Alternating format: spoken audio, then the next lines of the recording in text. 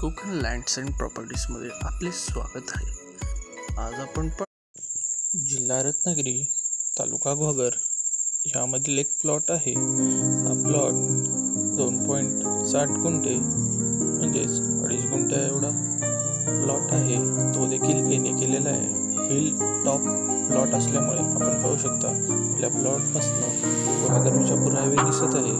हा plot Guhagar beach पासून मोजून 10 मिनिटाच्या अंतरावर आहे। या प्लॉट पासून गुहागर बीच फक्त 10 मिनिट आहे आणि हा एने प्लॉट असल्यामुळे आपल्याला या प्लॉटवर लोन देखील करता येऊ शकते।